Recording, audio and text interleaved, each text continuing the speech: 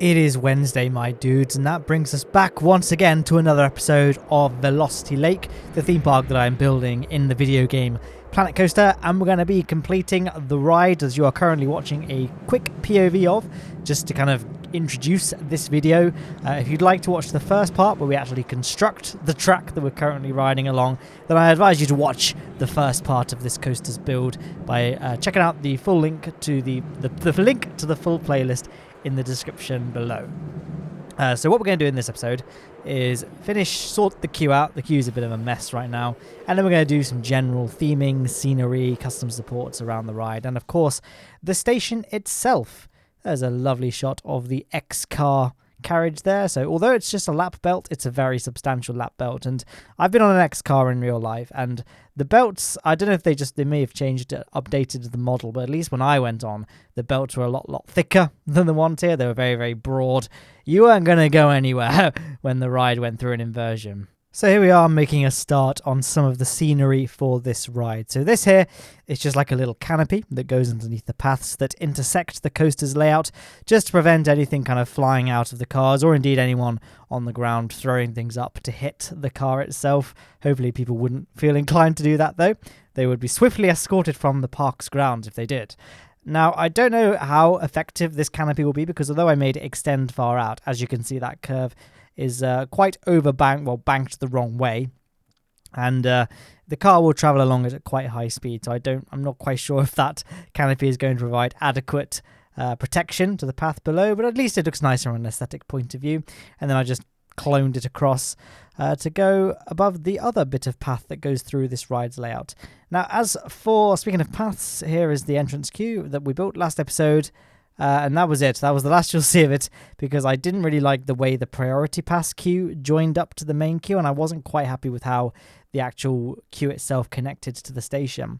I left myself a little bit of a puzzle when it came to getting the queue from the station to the ground. The entrance queue was fine because we've got a huge space in the center of the ride to accommodate the queue, but then I wasn't quite sure how to elegantly get the exit queue to get back down to ground level. So then I thought I'd go with this way here, where we have the path form this bridge going over the main path in a similar fashion. Not really that similar, but I was thinking of maybe Copperhead Strike, a relatively new roller coaster in America. The exit queue goes across another path like this bridge in a very similar fashion to this, but I don't think it goes over any pathways itself. It instead goes over some of the roller coaster track. There's like a launch tunnel that the exit queue passes over, but it's a similar layout to this. So I can't really say it was an inspiration, but I guess it's a similar sort of thing where the queue goes along, the exit path, I should say, goes along at a higher level at first before then descending down to ground level. So now the queue layout is complete. I decided to, I feel like I extended the footprint of the queue a bit more, but I guess I didn't. I suppose it doesn't need to be that long, because I'm assuming the turnaround for this ride will be fairly quick, because that being said, it's got quite a low capacity, but the ride itself is very short, only about 20 seconds. So hopefully the queue won't be too long. Certainly not as long as, say, the B&M sit down or anything like that. So we've constructed the main queue. Now it's time to place the priority pass queue. So I wanted it to be kind of angular, square, very quick setup, not particularly high budget queue here. This whole ride, although this is a fairly long video, I guess, is it a long video? I don't actually know how long it is. I feel like it's about 20 minutes. Yeah, just over 20 minutes. Although it's a fairly long video, the scenery itself is fairly simple. We're going for very generic theming. No theming, really. It's all very, very kind of low budget. Like, it's a Zamperla Thunderbolt, which in and of itself is a fairly cheap model of coaster. I know, certainly compared to something like, I don't know, a B&M dive coaster. Actually, I have no idea how much roller coasters cost, but I'm pretty sure the Zamperla is on the cheaper end of the spectrum. And so, we're not spending too much on the ride itself, so we're not spending too much on the theming for the ride either. I know, stark contrast for the gigantic B&M sitting just next to it, but still, budgets have to be made somewhere, guys, Lowne Aerospace has just crashed one of their new SSTOs. We had to divert some of Velocity Lake's budgets to the aerospace division. That's how budgets work with these things. So, that's the queue there. Like I say, fairly generic. And the station itself is very, very lightly themed, and the building is very simple. It's just a big platform with a pop-up roof on the top, no substantial kind of interior, which is juxtaposed a little bit to the other coasters we built in this series. Mainly, like I say, again, that big red B&M sit down. But also the next roller coaster we build is super heavily themed. So I may even have to come up with a backstory that maybe the building that forms that ride station was here just on this land before Lowne Aerospace purchased it to build the theme park, because that does seem to be so heavily themed compared to the other rides. I don't know. I haven't thought about it too much. I guess there are theme parks that will have some rides more heavily themed than the others. For example, gosh, I don't know, Six Flags, I don't want to use Alton Towers as the example again. Six Flags Magic Mountain, I guess there's a few rides, like Superman is a fairly heavily themed ride, as is Kryptonite. Not Kryptonite, what am I talking about? As is Riddler's Revenge. I just thought of the colour green and just said Kryptonite without thinking of what I was getting. Riddler's Revenge is fairly heavily themed, whereas something like Scream is not. I guess Six Flags is not the best example because Six Flags in general does not have that much theming, but you get the gist. The Alton Towers example I was thinking of, if you were wondering, was something like Nemesis and 13 are very, very heavily themed, whereas Rita, not so much. Very simple. Although it does have a theme, the ride itself is not particularly heavily themed. Like another one would be Wicker Man, very heavily themed ride. Sonic Spinball, not so much. So I guess you can kind of summarize some financial years we didn't do well. I mean, how many years are we into the construction of the park? Like 6. Admittedly, that's not very much for a Planet Coaster YouTube video time-lapse construction. Most people just leave the game unpaused when they're doing construction, so you can see like trees waving in the wind, cars going round and round their tracks. I don't tend to pause it just because I don't like seeing in the bottom right-hand corner like decades and decades passing of in-game time, and all I've achieved is just building one roller coaster. I know it doesn't matter, like it's all superficial, a bit like how I seem to care about excitement ratings a lot more than pretty much everyone else. I think at its core, Planet Coaster is a video game, and me being competitive, I like to know I'm doing well at the video game, even though it's all very self-imposed restrictions. I just don't like the idea of a company spending like 97 years on a roller coaster when, especially for this park, I'm trying to go for a realistic park. I don't really like the idea that this ride, in-game, took 90 years to build. So I don't really know why I care so much, because I know my videos would probably be better if the game wasn't paused whilst running in the background, but I don't know. My weird video game obsessiveness tends to kick in, and I just pause the game so that my time lapse. I mean, that being said, I think we're on like 10 years at this point. Not for now in the video, but I mean, at the point I am at whilst building the park, I'm at 10 years, and it's nowhere near done. And I think 10 years is probably a little bit longer than most theme parks would take to construct, even like ones of Disneyland level theming. And this one, Disneyland, it is not. But I don't know, I guess it doesn't really matter. I don't really remember that much about how we got onto this topic. I think I was on about Lowne Aerospace's financial years, sometimes took a dip here and there, but I guess it's all just nonsense. What is there to talk about with the actual construction? Well, in terms of the building of this station, sometimes I look at real-life buildings and use them as a sort of architectural muse and base my design on that. I often look at things like Lego models or video game sprites, like in games such as Factorio, because they often have a bit more chunkier proportions, a bit more cartoony proportions than real life.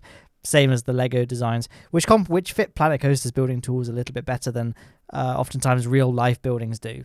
Another thing I look at is buildings designed for things like model railways and other model dioramas, because again, they have slightly more chunky proportions that make them a little bit easier to model in Planet Coaster. However, this station building, I didn't. I just sort of winged it. I knew I was going to have a fairly generic and less theming than my other buildings, so I wasn't too concerned about having the building super realistic. I just thought, let's just build kind of a structural support system out of bricks and then figure out a way of kind of spicing it up. So I took these, I believe they're like coaster supports, but I just coloured them black, and I just made some accents for the building, and I thought, you know what, this looks all right. And that is the story of how I settled on this very uninspired building. Now you can see me putting the rails for the stairs here. I'm not sure if I like the fact that the actual staircases have a different rail, but I don't know, you win some, you lose some. But I actually forgot to add, I think I added poles to support the railings at the bottom of the staircase here, but then I subsequently didn't add any poles for the rest of the stairs. I have since rectified this, but I don't think the camera was rolling. And obviously the hypothetical camera, this is all captured digitally, as I'm sure does not need explaining. But hey, speaking of cameras, that's something I'm actually doing today, right now. I thought I'd take a quick break and do some recording. I was thinking about getting like a GoPro because I'm getting back into kayaking and stuff. I went out on the open ocean at the weekend to meet the ocean man who can take me to the land that I understand by the hand. And I thought it'd be kind of cool to make some like not necessarily vlogs or make it a regular series, but every now and then. Just to spice up my Audible integrations, really. No, but every now and then, just make like a little video where I'm just in a boat going on a little adventure. And, I've been looking at cameras. I say GoPro as the generic term, which now has become the term you use when describing an action camera is to say GoPro. But I feel like, the new Hero 7 Black, the really good one, it's got really good image stabilization, but it doesn't seem like the quality is that great. I was thinking of either getting like the Olympus rugged camera. There's a couple, but I really like the look of the Olympus or the Sony. I can't remember what it's called, but if you know about action cameras, you'll know what I'm talking about. The Sony it's like a white thing, and it comes with like a watch. Great example. It's quite cool because a GoPro and the Olympus as well. It's like a normal camera, so you got the lens on the front, and then you got a little digital display on the back to show you what it's taking pictures of. The Sony doesn't have this. Instead, what it comes with a camera, and then it comes with like a big sort of smartwatch almost, and the actual watch face is the display, which is really good because if you got it mounted on your helmet or on the front of a surfboard, on your bike helmet, anything like that, you can still see what the camera can see because you can just look at your wrist and you can control the camera using your wrist. So as I'm commentating, I'm just like pointing to my watch that I'm currently wearing and pointing to buttons on it as if you guys are even are looking at me right now. I hope you're not. I look a mess. It's very hot in the UK. Not that hot as all of my American followers on Instagram keep wanting to tell me. It's not a competition, guys, okay? We don't have aircon, nor are we acclimatized to the heat like Californians are. It's not a competition, guys. Chill out, okay? I acknowledge that there are places in the world that are hotter than the UK, such as California and Texas. And you guys, I'm sure, acknowledge that there are places hotter than California and Texas right now as well. We can all agree that it is hot and it is warm right now. And so I'm very sunburned and sweaty. And it's something I don't want you to see. So although I'm gesturing and showing you my watch, I don't intend on you actually looking at this because A, there's no way you can look at it because there's no camera rolling. And B, like I said, I just look a mess. What a terrible tangent that was. Let's move on. Yeah. Maybe doing like adventure vlogs. Something I thought might be good. It would never be a regular series because they have way too much effort. And me working a full-time job and having a YouTube job as well. I just have the spare time to go on big adventures all the time. But every now and then, it'd be nice, when go out in the kayak, just, take a camera with me, take a few shots, and maybe sort of add them to the end of Kerbal videos or something as a way of signing off, saying, hey, this is something I made. I don't know, guys. Maybe if I do like an Ion mission, which has a really long burn time, I could just show a clip of me drowning whilst the engine's burning to spice up the commentary a bit. Who knows? But it's something I've been looking into. So I guess you guys can leave recommendations for cameras, but I feel like at this point, I've just published episode 7, and this is now episode 15. So it's 2 months away from this. So I over the course of 2 months, I've probably just bought a camera. So you can leave recommendations if you want. Chances are I've already bought the camera. So maybe I'll leave a pinned comment telling you what I got to let you guys know to settle your nerves. If I remembered this exact talking point when it comes to publishing this again, I probably won't rewatch this much before. I check all my Planet Coaster videos as soon as they're like rendered to make sure that I didn't belch or something in the commentary and forget to edit it out. But then once I've confirmed that the video works and the YouTube upload is also not glitched or anything, I don't tend to watch them ever again until I but then when I upload them, I might read comments and remember oh yeah, I remember talking about that, but I don't generally rewatch the video. So I may not have left a pinned comment. That doesn't mean I haven't bought the camera. I just forgot that I talked about it in this video. So I guess what I'm trying to say is that I'm trying to buy a camera and you guys may never know the outcome. So fairly generic, moving away from this, another train wreck of a commentary. Speaking of wrecked trains, we have the transfer track here for any trains that get wrecked on this. Okay, that segue deteriorated quite quickly. Let's just talk about what's on screen. So it's just a little transfer track area where trains will go when they're not on the main track. I probably should have added more than one transfer track, to be honest. I mean, the transfer track itself is fine, but having like more than one parking bay for the car, because, you know, at the moment we've already got one car. It'd be nice to have a few so we can quickly switch out cars if they fail. I don't know. I guess I didn't have that much space for a transfer track, or maybe I could have extended the shed backwards. I don't know. I should have done a lot of things, really. I think it's fine. At the end of the day, it's not a functional transfer track, and this is a fairly small ride. I'm sure it's not going to ruin a lot of people's visit to the park if it's closed for problems with the car, so I guess it doesn't matter too much. But there you go.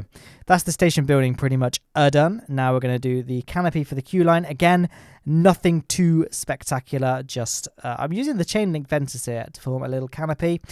It's just there to kind of provide some shade. Like I say, this ride has not got very heavy theming for either the queue or the station itself, or, you know, the actual track layout. So keeping it fairly generically themed, fairly generically like low budgeted, I'd say mid-range budget, right? It's not that heavily budgeted. And then of course we do need to light this thing up to make it easy to navigate at night, which is generally the purpose of lights, I now admit. I really like these Studios pack lights. They are really, because a lot of the lights in this game, like the sci-fi ones, are the worst offenders for this. They don't actually light up any of the area around them. They just glow, but they don't provide any ambient lighting themselves. So I couldn't use those. Now, for the station building, this was one of my regrets. I'm using the lamppost lights here.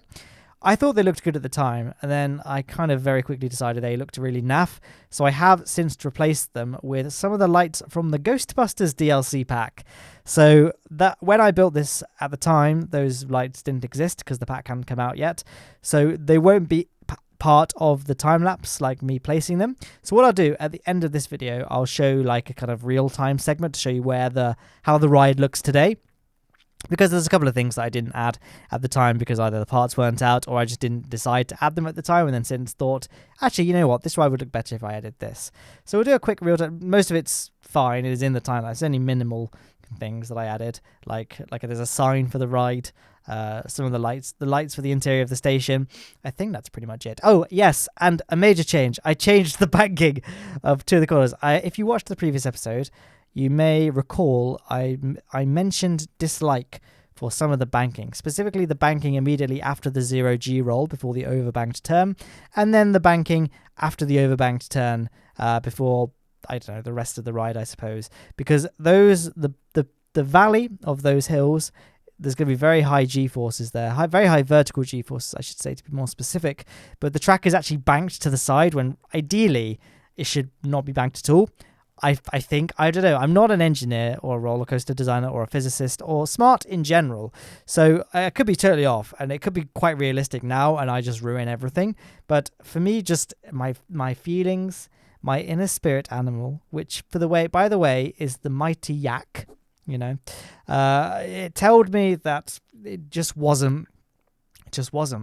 So that's what I did, but it again happens a long way down the line. I'm tried digging up the footage because I do have footage of that, but I couldn't find it. So at some point in many episodes down the line, there'll be a random bit where I stop what I'm doing and just go and work on banking for this ride, and then, dear viewers, you will see what I'm talking about. But for right now, I'll just have to show you what it ends up looking like. I feel like you're not going to miss much. I guess you can kind of use your imagination and figure out what it might look like, be altering the banking slightly based on the fact that you've seen I'm assuming you've seen the construction of this entire ride, which showed me doing the banking for everything else.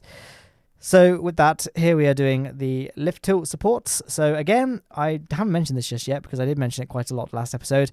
I'm very much inspired by Variable Gaming's Zamperla Thunderbolt recreation. This ride is like a recreation of his recreation. There's a few kind of changes between mine and his ride, but I'd be lying if I said that this ride wasn't heavily inspired by it. And I really like the way he did his lift hill and like crow's nest bit at the top. So mine has a similar look to Variable Gaming. So I'll once again put a link in the video description to a link to Variable Gaming's video, so you can kind of have a look at his Zamperla recreation. In fact, I can link part 2 of 2 in his video because he had a 2-part. Because I didn't deliberately copy the 2-part thing when I made mine. Mine just happened to also end up being a 2-part episode. So yeah, I guess you can kind of compare mine and his. I feel like his is probably better because he is one of the best coaster builders in Planet Coaster, and I'm just a guy that's okay at Planet. I feel like I'm confident enough in my own ability to say I'm okay at Planet Coaster, but I really, I'm aware that my coaster building skills they leave a lot to be desired. But I don't know, maybe you guys think differently. Don't leave me in comments on this video if you do think mine is better, because it objectively, I'm telling you right now, is not. So, we've done the theming for this ride. We've done the nature placement. I'm trying to think if there's anything else we need to cover in this commentary. Not that I've really, talked about anything that was happening in the video for this commentary, but I guess I could change that. The best time to start talking about the contents of this video was at the start of this video, but the second best time is right now. So, I am currently riding the ride. Okay, this is far more difficult than I thought it would be. I placed a lot of nature for low budget looks, but at the end of the day, like still aesthetically pleasing looks. Nature be the way to go. So I placed lots of trees, plants, bushes, shrubbery around the ride. And then I reached a part. Yeah, here we go. I was waiting because I knew this was coming up. Again, when you build plazas in Planet Coaster, it's very hard to build perfect plazas. You almost always end up with these little holes in the paths. So I had to come up. It's always a fun puzzle to figure out a way of filling in these gaps. So usually, for me, my way of just getting out is just placing planters. Or, as I've started doing for at least this section of the park, I've been using these temple pieces and just sinking them right the way down to ground level, so it just looks like a slight sort of different texture to the path. I don't know if this would look that real. I guess, like in real life, paths often have little accents that look different to the rest of the path. I'm taking the opportunity to have these lights on that, so it looks like that was always the plan. Like the lights sit on a slightly different looking path when they're in the center of the path and not at the edge of it. So I don't think it looks too bad. Honestly, I quite like that solution there, and it's not so obtuse that it actually breaks up the pathway physically by having a physical object blocking the path. You can still pass over that solid structure because it's integrated into the path. I feel like what I said wasn't English, but I hope it was at least close enough to understandable that you can guys get the gist of what I'm saying. So yeah, I was going to finally finish the area off by doing some curbing, which is probably my least favorite thing to do when placing scenery. Actually, no, my least favorite thing to do is placing custom supports, because I'm not very good at placing realistic custom supports, and I find the whole process very tedious, honestly. So, I don't know. There's a lot of tedium in Planet Coaster, I won't lie to you, but it's worth it. The payoff makes it so worth it. So that's why I like doing it. So I did a little exit only sign just to, I don't know if guests will actually read that and if they might just wander up there anyway. I don't actually know how smart the guest AI is. They might be able to tell that path only leads to the exit of a ride and nothing else, and there's no vistas up there either, so they just naturally, their AI wouldn't take them up that staircase. Who knows? I don't actually know how smart the AI guest is. So moving on, I'm now going to show you a POV of this coaster, but I want to add a little NB note to the viewer first. I recorded this footage right now, to show you what the ride looks like with the improved banking and improved station lighting. So it does, of course, mean that you may see certain things in the background of this POV. I urge you to ignore these things because these things are to come. And so with that, let's cue the POV.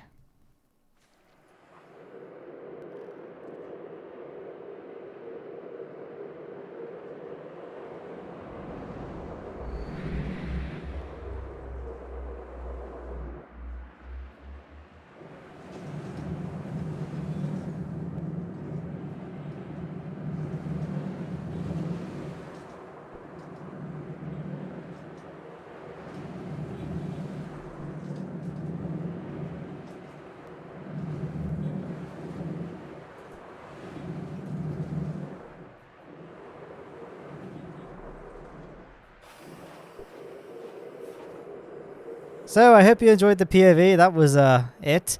I thought I'd try something new today as well, which is go to this, we'll do a real-time segment at the very end of the video. So you can see kind of the finished product. I can do a quick overview to show you kind of a summary of what we did that wasn't just a POV.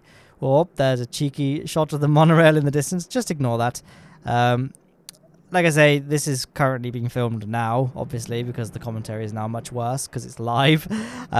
So there will be things in the background of the video, which I'm very carefully trying to navigate the camera so you can't see them.